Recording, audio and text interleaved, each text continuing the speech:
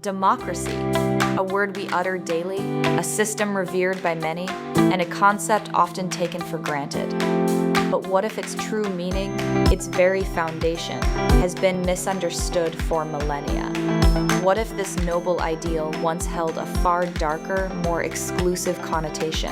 Our journey begins in ancient Greece around the 5th century BCE. The word democracy springs from two Greek roots, demos, meaning people, and kratos, meaning power or rule. On the surface, it seems simple, but the demos of ancient Athens was far from all-inclusive. Back then, demos didn't mean all asterisk people.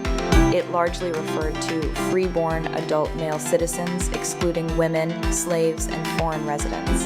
Their democracy was a direct, often tumultuous affair confined to a privileged few. Even then, democracy wasn't universally praised.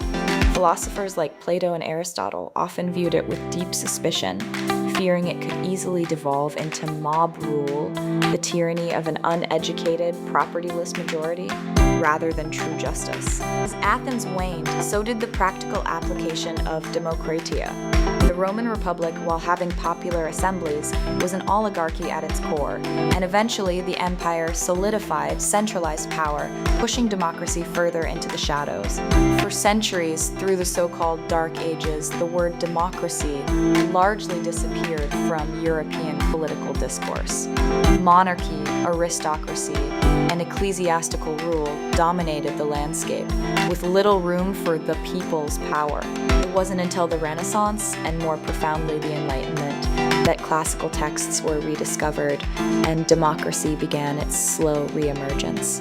But it was still often a dirty word, associated with instability and dangerous radicalism. The late 18th century marked a pivotal shift.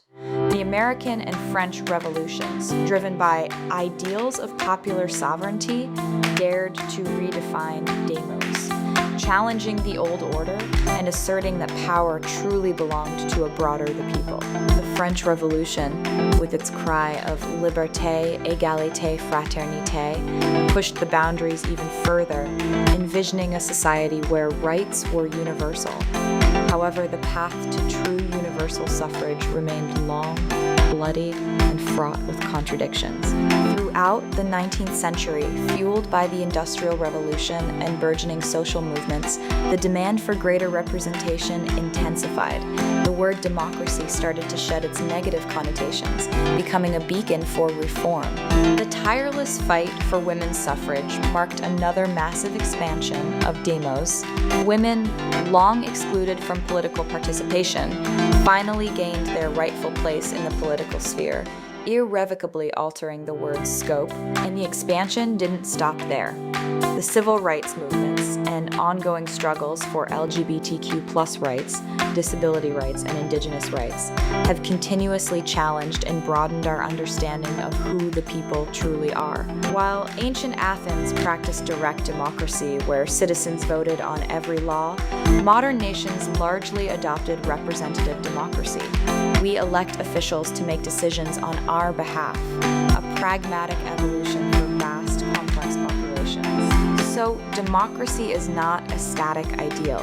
It's a dynamic, evolving concept, shaped by centuries of human struggle, debate, and redefinition.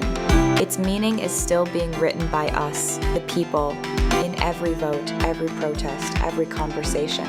From a limited gathering of privileged men in ancient Athens to a global aspiration for inclusive governance, the word democracy has traveled a remarkable, sometimes contradictory path.